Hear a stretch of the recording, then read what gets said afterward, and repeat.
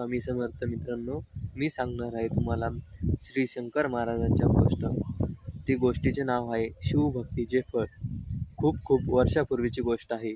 नाशिक जिल्ह्यातील सटाणा तालुक्यातील अंतापूर नावाच्या एका छोट्याशा गावात चिमणाजी आपल्या पत्नीसह गुण्या गोविंदाने राहत होते. चिमणाजी आणि त्यांची पत्नी शिवभक्त होते. भगवान शिवशंकरावर दोघांची खूप श्रद्धा होती. नित्यनेमाने ते शिव आराधना करत असत. त्यांच्या घरी रोज पूजापाठ भजन चालत असे. दोघा भाविक पती पत्नींच्या संसारात फक्त एकाच गोष्टीची कमतरता होती, ती म्हणजे दोघांनाही मूलबाळ नव्हते. आपले सुने घर अंगण बघून दोघांनाही गलबलून येई. देवाची प्रार्थना करताना त्यांच्या डोळ्यात आसवे येत असत. ते भगवान शंकरांना सांगत असत, हे देवा, आमच्या हातून असा काय अपराध घडला आहे? आम्हाला तू मूलबाळ दिले नाहीस, तेव्हा तुला आमची दया येऊ दे. मूलबाळ नसल्यामुळे दोघेही खूप दुःखी राहत असत. मात्र भगवान श्री शंकरांनी त्यांची आराधना अखंड होती. शिवावर त्यांच्या श्रद्धा अढळ होती. रात्री झोपतानाही ते शिवाची प्रार्थना म्हणून त्यांना वंदन करून झोपत असत. हा त्यांचा नित्यक्रम होता. एके दिवशी रात्री चिमणाजी आणि त्याची पत्नी शिवप्रार्थना म्हणून झोपी गेली.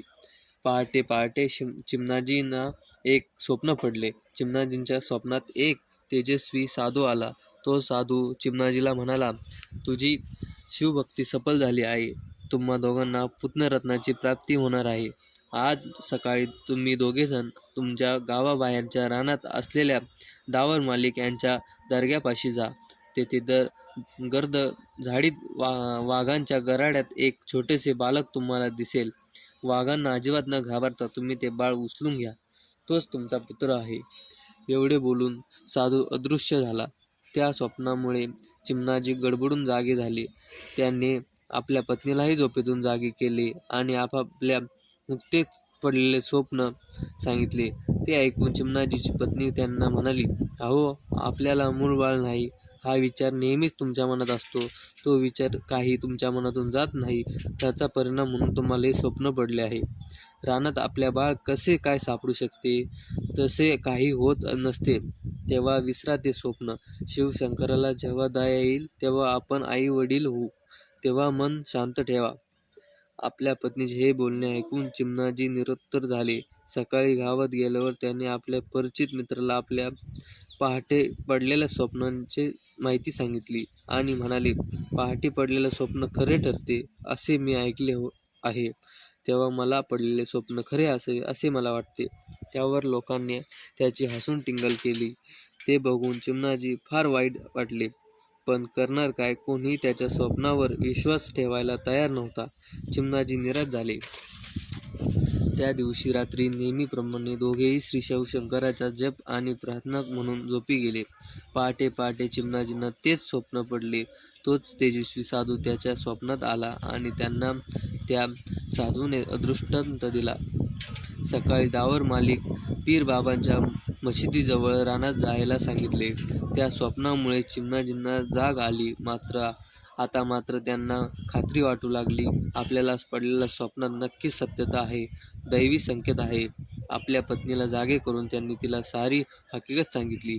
काहीही झाले तरी सकाळी रानात जायला निश्चय बोलून दाखवला.